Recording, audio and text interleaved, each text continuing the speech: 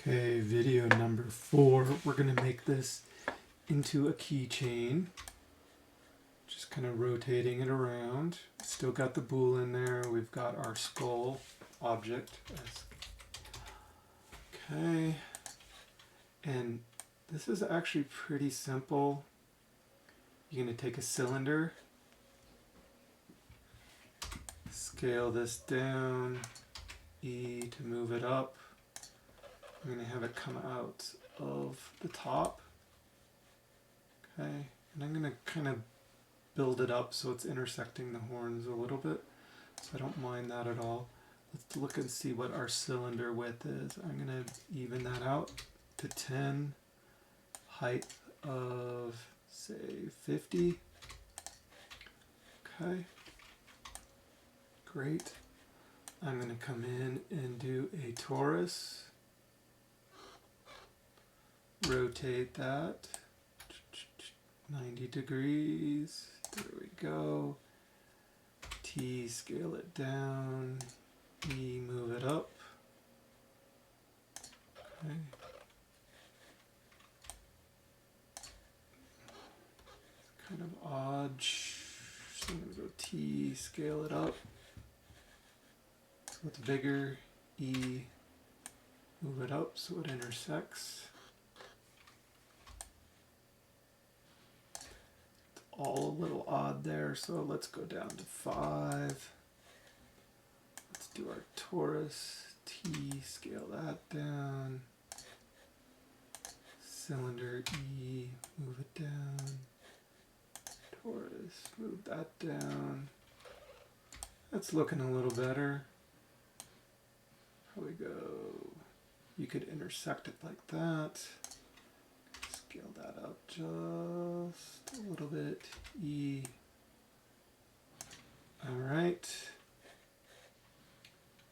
You know, and something else you could do if you wanted to change the size of this, you could go C and make that cylinder editable. Live selection. I'm going to go to the side and select just the bottom ones. And let's go back and go T, scale that up. It's not doing much here, but if I go to my live selection, soft selection, now I go T, you could see how I can affect that. And what I'll do is just get the top points here.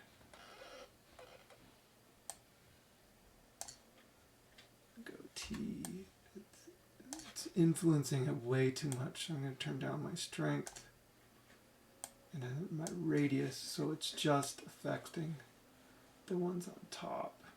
Now I'm going to go E to move it down. So now we kind of got a tapered look, and you could do it that way or you could drop it in taper, whatever you prefer to do. I'm going to move it down a little bit more. That way there's some difference in there. Okay. This torus, again, you can make it editable. See, and go UL, polygon mode. We got that. We go to extrude inner. We have it all separate there. Yep. Then I can go to extrude, bring that out. So you get some pattern in there. And then you could do that on all of those. Now if I go UL, get that one. I'm going to go to my extrude inner, click back on preserve groups. Okay, come in a little bit, good. Then extrude, make preserve groups still turned on, and then it'll keep that form. So now we've got some really kind of interesting geometry and intersections going on with that. And you could do that to almost any of this stuff here. Okay, so we've got our skull. Drop that into the boole. I'm going to drop in my cylinder. Okay. Sometimes it's safer just to do it incrementally like this. So I'll click on my Boole, make sure that's all set. Go current state to object. Delete the old skull, delete the cylinder, put the Boole back in. Now see how all of that object is good to go. Then I click on my torus, drop that in.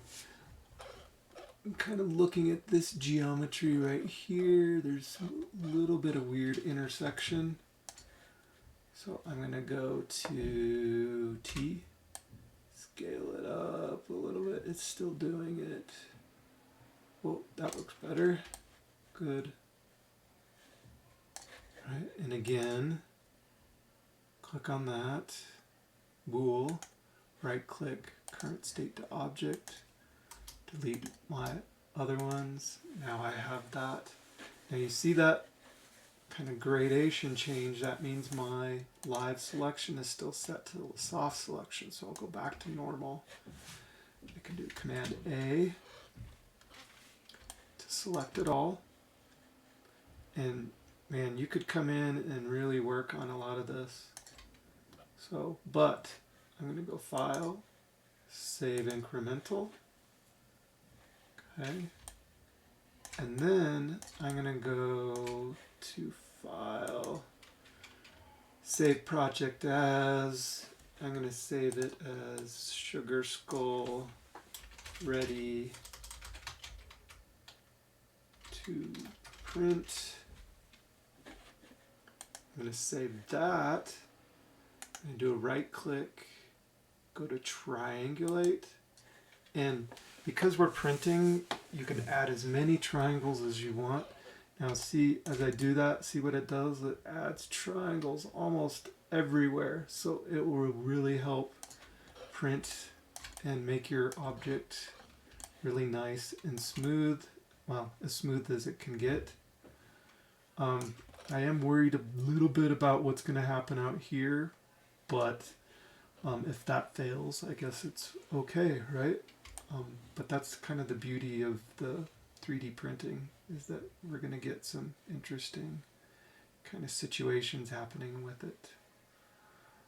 All right, so again, we've got that object. We've named it Ready to Print. We go to our Boole, delete that. Go to all these tags. Now I'll delete that one. Delete our UVW tag, which we don't need, our selection tag. Now this is our Sphong tag. It's smoothing things out. So I'm going to rotate it here just so I can get one last look. Okay. And at this point, I would go to File, Export, STL. And this is where you can change scale, 1 centimeter. You could go to millimeters. Okay. So this is where we're going to have to figure out the difference between where you're printing, if it's a Makerbot or another 3D printer. So I'm going to do 1 millimeter. Say OK. Sugar Skull Ready to Print. It's going to add the STL to it. Hit Save. And we should be ready to go with that. Thanks again. I'll try to figure out if there's anything else I need to add to this recording.